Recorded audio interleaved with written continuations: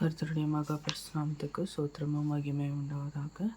இதுவும் இந்த புதிய நாளை கொடுத்த தேவனுக்கு கூட மகிமையும் கிருபையும் நன்றியும் செலுத்தவும், ஒவ்வொரு காலை பொழுதிலும் அவருடைய கிருபை புதிதாக இருக்கிற தயவுக்காக அவருக்கு நன்றி பாராட்ட நம்ம கடமைப்பட்டிருக்கோம். இதுவும் தொடர்ந்து கூட வேதாகமத்தில் உள்ள பெண்களை குறித்து ஆராய்ந்து அறியவும் தியானிக்கவும் கர்த்தர் தந்த ஈவுக்காகவும் மகத்துவத்திற்காகவும் சுதந்திரம் உண்டாகட்டும். இதுவரையில் 12 பெண்களை குறித்து நம்ம தியானித்து வந்திருக்கிறோம். வேதாகமத்தில் உள்ள 12 பெண்களை குறித்து இன்றைய தினத்தில் கூட கடவுள் 13வது பெண்ணை குறித்து தியானிக்க ஈவு தந்திருக்கிறாங்க. 13வது பெண் வேதாகமத்தில் பார்த்தோன்னா அபிகாயில். இந்த அபிகாயில் மாகோன் ஊரை சேர்ந்து செல்வந்தரான நாபாலின் மனைவி. நாபால் ஒரு முரடனும் மற்றும் புத்தியற்றவனுமாய் இருந்தான். ஆனாலும் அபிகாயில் புத்தியும் ரூபவதியுமாய் இருந்தாள். இது 1 சாமுவேல் 25:3 குறிப்பிடுறாங்க. அபிகாயில் புத்தியும் ரூபவதியுமாய் இருந்தாள். இவங்களோட வரலாற்று பின்னணி பார்த்தோம்னா, சவுல் ராஜாவுக்கு பயந்து வனாந்தரத்தில் தங்கியிருந்த தாவீதும் அவருடைய ஆட்களும் நாபாலின் மந்தைகளை திருடர்களிடமிருந்து பாதுகாத்து வந்தனர். இந்த நாபாலின் மனைவி தான் அபிகாயில். ஸோ இவங்களோட இந்த சவுல் ராஜாவோட காலத்தில் தாவீது அவருடைய படையும் அவங்களும் பயந்து வனாந்திரத்தில் தங்கியிருந்த போது இந்த நாபாலின் மந்தைகளை திருடர்களிடம் காப்பாற்றி பாதுகாத்து வந்தனர். ஆடுகளை மயிர் சுத்திகரிக்கும் பண்டிகையின் போது தாவீது தன் ஆட்களை அனுப்பி நாபாலிடம் உணவு கேட்டார். ஆனால் நாபால் தாவீதை அவமானப்படுத்தி திருப்பி அனுப்பினார். இதனால் கோபம் அடைந்த தாவீது நாபாலின் வம்சத்தையே அழிக்க வீரர்களுடன் புறப்பட்டார். 400 வீரர்களுடன் புறப்பட்டார்னு குறிப்பிடப்பட்டுள்ளது. ஸோ இதுதான் அவங்களோட பின்னணி. இதனால் இந்த நாபால் நம்ம ஆல்ரெடி பார்த்த மாதிரி ஒரு முரடனும் புத்தியற்றவனுமாக இருந்தான்.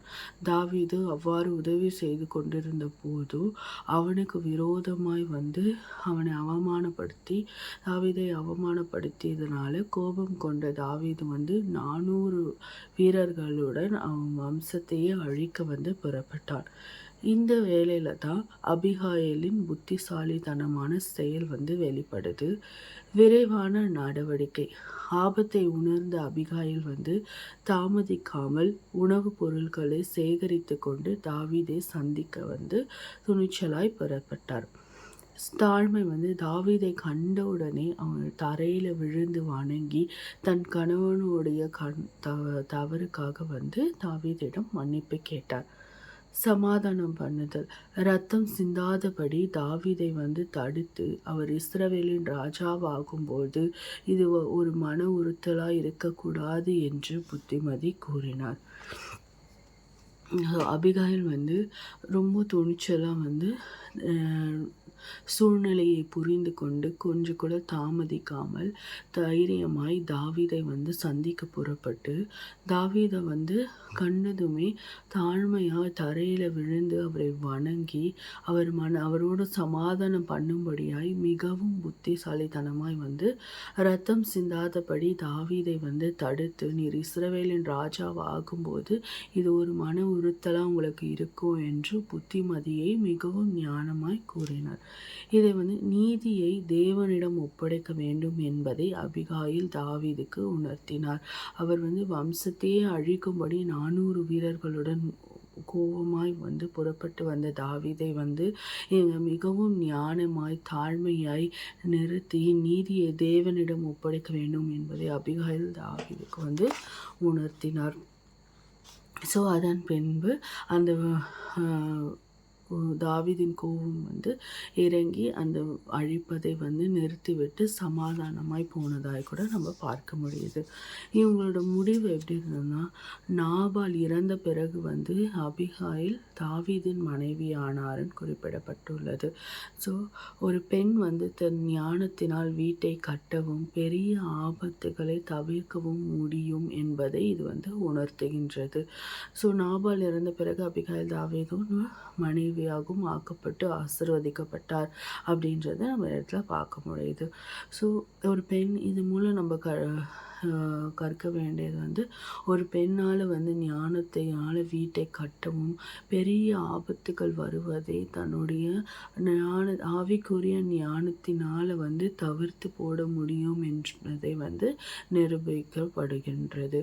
இந்த இடத்துல வந்து அபிகாயில் கொஞ்சமும் தடுமாற்றம் இல்லாமல், இல்லைன்னா கொஞ்சமும் கோபம் கொள்ளாமல், அவசரப்படாமல் நிதானமாய் அந்த இடத்துல எப்படி நடந்து கொள்ளணும் என்பதை உணர்ந்து ஆவிக்குரிய ஞானத்தினால் வந்து தாவீதை போய் சந்தித்து அவருக்கே வந்து ஒரு புத்திமதி சொல்லி நீதி தேவனுக்கு ஒப்படைக்க வேண்டும் என்று ஞானமாய் வந்து பேசி அந்த இடத்துல வந்து அந்த ஒரு போர் நடக்காமல் அதை தடுத்து நிறுத்தி அந்த சமாதானத்தை உண்டு பண்ணினது வந்து அவங்களோட ஆவிக்குரிய ஞானத்தினால மாத்திரமே.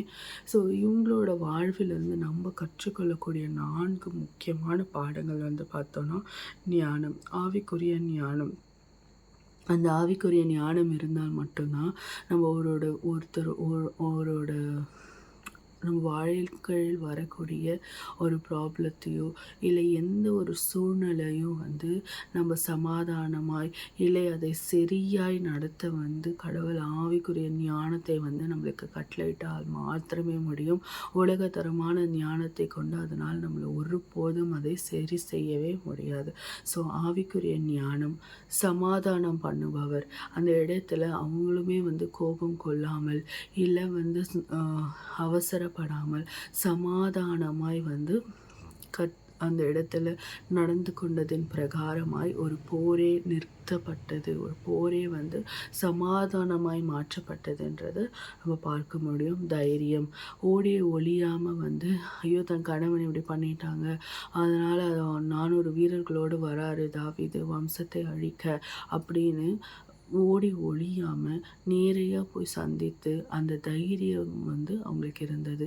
நேராய் சந்தித்து சமாதானம் பண்ணக்கூடிய தைரியத்தை வந்து அவருக்கு கடவுள் கட்டளையிட்டார். ஸோ அந்த தைரியம் வந்து ஆவிக்குரிய தைரியம் நம்ம வாழ்க்கையில் வேணும். கடவுளின் நீதி, தாவீதுக்கே வந்து இது சொல்கிற பிரகாரம், புத்திமதி சொல்லும் பிரகாரம் நீதியை வந்து தேவனால் மட்டுமே சரி கட்ட முடியும், மனிதனால் அல்ல என்பதை வந்து அழகாக அவருக்கு உணர்த்தியதன் பிரகாரமாய் போர் நிறுத்தப்பட்டு சமாதானம் வந்ததாய் நம்ம வந்து பார்க்க முடியும். ஸோ இந்த அபிகாயில் வாழ்க்கையிலிருந்து நாம் கற்றுக்கொள்ளக்கூடிய பாடம் வந்து இதுதான். நம்மளோட குடும்ப சூழ்நிலை எப்படிப்பட்டதாக இருக்கலாம், நம்மளோட கணவன் எப்படிப்பட்டவங்களாக இருக்கலாம், இல்லை வேறு யாராவது நம்ம வாழ்க்கையில் எப்படிப்பட்டவர்களாக இருக்கலாம், அவர்கள் மூலமா நமக்கு ஒரு பிரச்சனை வந்து ஏற்படலாம், இல்லை நம்ம மூலமாகவே பிரச்சனைகள் வந்து ஏற்படலாம். அப்படி இருந்துமே கடவுள் ஆவிக்குரிய ஞானத்தையும் தைரியத்தையும் தர வேண்டும் நம்ம ஜெபிக்கும் போது அவருடைய ஆவிக்குரிய ஞானமும் தைரியமும் வந்து அந்த பிரச்சனையை சுமூகமாய் முடிக்க வந்து நம்மளுக்கு கடவுள் ஞானத்தை தந்தாருள்வார். அந்த ஆவிக்குரிய ஞானம் இருக்கும்போது மாத்திரம்தான், ஆவிக்குரிய தைரியம் இருக்கும்போது மாத்திரம்தான் அந்த சூழ்நிலையை வந்து நம்ம எதிர்கொள்ள முடியும். அந்த சூழ்நிலையை எதிர்கொண்டு அதை சமாதானமாய் சுமூகமாய் தீர்க்க வந்து கடவுள் நம்மளுக்கு வழியை வந்து கற்றுத்தருவார். உலகத்தரமாக அதை தீர்க்க நம்ம முயற்சி செய்தோன்னா அது நிச்சயமாக தோல்வியிலையோ இல்லை வேறு ஏதாவது ஒரு தவறான பாதையிலையும் தான் அது வந்து கொண்டு போய் விடப்படும். ஆனால் அதையே வந்து நம்ம ஆவிக்குரிய ஞானத்தினாலோ ஆவிக்குரிய தைரியத்தினாலோ அதை மேற்கொண்டு சமாதானமாய் கர்த்தர் நம்மளுக்கு சொல்லிக் கொடுக்குற பிரகாரம் அதை முடிக்க வந்து நம்ம முயற்சி செய்தோன்னா அது நிச்சயமாய் வந்து வெற்றிக்கான பாதையாய் மாத்திரம்தான் இருக்கும். அதை நம்ம விசுவாசிக்கும் போது கர்த்தரை முன்வைத்து ஒவ்வொரு காரியத்திலும் நம்ம செயல்படும் போது அதை வந்து அது எவ்வளோ பெரிய போராக இருந்தாலும் கடவுள் அதை சமாதானமாய் மாற்றி அதை ஆசீர்வாதமாய் நம்ம வாழ்க்கையில் வந்து தங்க பண்ணுவாங்க. ஸோ அது 400 பேர் அல்ல, 4000 பேர் அல்ல, எத்தனை பேர் கொண்ட போர்க்களமாக இருந்தாலும் தேவனுடைய கிருபையும் தேவனுடைய தைரியமும் தேவனுடைய ஞானமும் நமக்கு இருந்ததுன்னா, ஆவிக்குரிய வாழ்க்கையில் நம்ம வந்து ஞானத்தோடு இருந்தோம்னா, அது எத்தனை பேர் கொண்ட போராய் எத்தனை பேர் கிளம்பி வந்தாலும் சரி, வம்சத்தை அழிப்பேன்னு வந்தாலும் சரி, நம்ம தேவன் நம்மளோடு இருக்கும்போது நம்ம அவருக்கு அந்த சூழ்நிலையில் எப்படி நடந்துக்கணுன்ற ஞானத்தை நமக்கு கற்றுத் தருவார். அந்த சூழ்நிலையில் நம்ம எப்படி அதை எதிர்நோக்கணுன்ற ஞானத்தை கடவுள் வந்து நம்மளுக்கு தந்தருவார். அதன் மூலமாக வந்து அந்த அந்த ஒரு பிரச்சனை சுமூகமாய் முடிக்கப்படும். வந்த வழி தெரியாமல் முடிக்கப்படும். அதற்கு நம்ம கடவுள்கிட்ட வந்து அதற்கு ஞானத்தையும் தைரியத்தையும் கொடுக்கணும். நம்ம இன்றைய நாளில் கூட நம்ம ஜெபிக்கணும். அபிகாயிலுக்கு இருந்த அந்த ஆவிக்குரிய ஞான தைரியமும் எங்களுக்கும் கொடுங்க ஏசப்பான்னு நம்ம ஜெபிக்கும் போது, நம்ம வாழ்க்கையில் இன்றைக்கு நம்ம சந்திக்கிற எந்தவித போராட்டமாக இருந்தாலும், எந்தவித போர்க்களமாக இருந்தாலும் அதை நேர்கொண்டு சந்தித்து அதை எதிர்கொண்டு அதை சமாதானமாய் அதை வெற்றியாய் நமக்கு மாற்றிக்கொள்ளக்கூடியது எப்படி வழி என்பதை தேவன் நம்மளுக்கு போதித்தருளுவார். ஸோ இன்றைய நாளில் கூட நம்ம ஜெபிக்கலாம். அம்பிகாயிலுக்கு தந்த அந்த ஞானத்தையும் சமாதானம் பண்ணும் அந்த குணாதிசயத்தையும் தைரியத்தையும் நமக்கு கடவுள் நிச்சயமாய் தர வேண்டும். நம்ம ஜெபிக்கும் போது கடவுள் நிச்சயமாய் ஒவ்வொரு போர்க்களத்தையும் சமாதானமாய் மாற்றி போடுவார். நம்ம விசுவாசிக்கும் போது அது நம்ம வாழ்க்கையில் நேர்த்தியுமாய் நல்ல ஒரு புகழ்ச்சியுமாய் நம்மளுக்கு நம்ம கிருபையுமாய் நம்மளுக்கு அது வந்து நடத்தி தரப்படும். ஜெபிக்கலாமா? நேற்றும் இன்றும் மாறாத நல்ல தகப்பனே, அப்பா இதோ இந்த நல்ல வேலைக்காய் கூட ஜெபிக்கிறோம். அதிகாலையில் உம்மை தேடவும் உம்மை தியானிக்கவும் உம்மோட வார்த்தையை அப்பா ஆராய்ந்து அறிந்து தியானிக்கவும் நீர் எங்களுக்கு கொடுத்த இந்த ஞானத்துக்காகவும் ஸ்லாக்கியத்திற்காகவும் நன்றி அப்பா. ஒவ்வொரு காலை பொழுது உம்மோட கிருபை புதிதாக இருக்கிற தயவுக்காய் நன்றி அப்பா. நன்றி தகப்பனே. அப்பா நீர் கொடுத்த இந்த நாளுக்காய் கூட நன்றி அப்பா. இதோ இன்றைய நாளில் கூட அப்பா நாங்கள் தியானித்த இந்த அபிகாயிலுக்காய் நன்றி தகப்பனே. இந்த அபிகாயிலை போல அப்பா எவ்வளோ 400 பேர் கொண்ட போர்க்களம் வந்தாலும் அப்பா தகப்பனே, மற்றவர்கள் மூலமாக எங்கள் வாழ்க்கையில் அப்பா பிரச்சனைகளும் போராட்டங்களும் இருந்தாலும் ராஜா அப்பா அதை எதிர்நோக்கி அதை அப்பா சமாதானம் பண்ணக்கூடிய ஆவிக்குரிய ஞானத்தை எங்களுக்கு பொழிந்தருளுங்க அப்பா. உங்களுடைய ஆவிக்குரிய தைரியத்தை எங்களுக்கு கட்டளையிடுங்க அப்பா. அப்பா தகப்பனே ராஜா அப்பா அந்த ஞானத்தையும் தைரியத்தையும் கொண்டு எங்கள் வாழ்வில் உள்ள போராட்டங்களையும் பிரச்சனைகளையும் அப்பா இன்றைக்கு நாங்கள் எதிர்கொண்டு இருக்கிற எகிப்தியர்களை அப்பா தகப்பனே உம்முடைய ஆவிக்குரிய ஞானத்தினால் நாங்கள் வீழ்த்தவும் உம்முடைய ஆவிக்குரிய தைரியத்தினால் நாங்கள் எதிர்கொண்டு இனி அவர்களை காணாதிருக்கவும் அவர்களோட சமாதானம் பண்ணவும் என் தேவன் அப்பா நீர் எங்களுக்கு ஞானத்தையும் அப்பா தைரியத்தையும் பொழிந்தருளுங்க ராஜா. அப்பா இன்றைய தினத்தில் கூட அபிகாயிலுக்கு தந்த அந்த குணாதிசயங்களை எங்களுக்கு தந்தருளுங்கப்பா.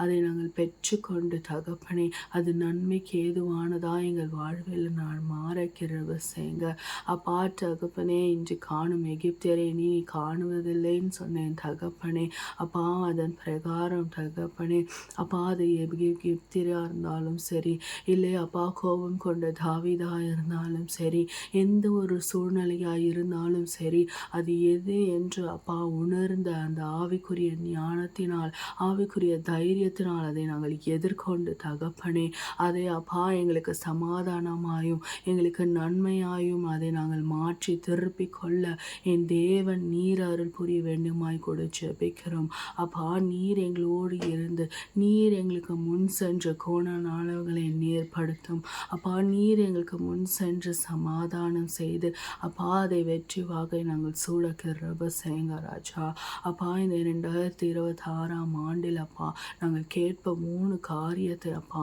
உம்முடைய கிருபை உம்முடைய தயவு உம்முடைய காருண்யம் எங்களை வழி நடத்தட்டும் அப்பா. இந்த காரியம் இருக்கும் போது ராஜா உம்முடைய ஆவிக்குரிய ஞானத்தினால் எங்களை நிரப்பி உம்முடைய ஆவிக்குரிய வாழ்க்கையில் எங்களை பலப்படுத்தி அப்பா பலப்படுத்துக கிறிஸ்துவினாலே செய்ய எனக்கு எல்லாவற்றிலும் பலன் உண்டுன்ற பிரகாரம் உம்முடைய ஆவிக்குரிய பலத்தினால் நாங்கள் எல்லாவற்றையும் செய்ய பலனுள்ளவர்களாக இருக்க கிருபை செய்யுங்க அப்பா. இந்நாள் வரையில் நாங்கள் அப்பா தகப்பனே ஆராய்ந்து கொண்டு வர அப்பா தகப்பனே தியானித்து கொண்டு வர ஒவ்வொரு பெண்களின் குணாதிசயங்களையும் அப்பா நாங்கள் பெற்றுக்கொண்டு தகப்பனே அவர்களிடம் இருக்கிற நல்ல குணாதிசயங்களை அப்பா நாங்கள் அதை அப்பா தகப்பனே ஆராய்ந்து ராஜா அப்பா தியானித்து தகப்பனே அது எது சரி எது தப்பு நாங்கள் உணர்ந்து தியானித்து என் தேவன் அதன் வழியாய் நீர் சொல்ல வருவதை எங்களுடைய ஆவிக்குரிய ஞானத்தினால் நாங்கள் உணர்ந்து நடக்க கிருபை செய்யுங்க. இதன் மூலம் அப்பா நாங்கள் பயன் பெறவும் நீர் எங்களோடு பேச வருவதை புரிந்து கொள்ளக்கூடிய ஞானம் எங்களுக்கு இருக்கவும் நீர் கிருபை பாராட்ட வேண்டுமாய் ஜெபிக்கிறோம் அப்பா.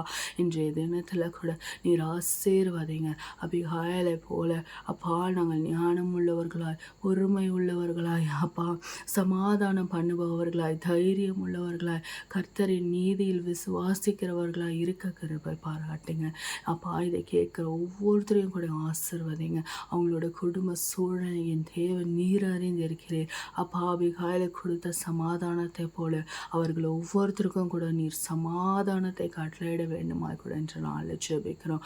ஒவ்வொருத்தருக்கும் நீர் தைரியத்தையும் அப்பா ஞானத்தையும் தந்து எப்பேற்பட்ட சூழ்நிலை போராட்டம் 400 பேர் அல்ல 4000 பேர் அல்ல 4,00,000 பேர் வந்தாலும் அப்பா என் தேவன் அந்த சூழ்நிலை அப்பா நீர் மாற்றி பெரும் சமாதானத்தை அப்பா பெரும் சமாதானத்தை நீர் அள்ளிக்க வேண்டுமா கூட இந்த நாளில் ஜெபிக்கிறோம். நீரே எங்களோடு இருங்க. நீர் பொறுப்பெடுத்துக் கொள்ளுங்க. நீர் வழிநடத்துங்க. கேட்டதையும் கேட்க மறந்தையும் குட்டி கொடுக்க சித்தமாக இருக்கிறான். அது இயேசு கிறிஸ்து மூலம் ஜெபிக்கிறேன். ஜீவனும் நல்ல தகப்பனே. ஆமென். ஆமென்.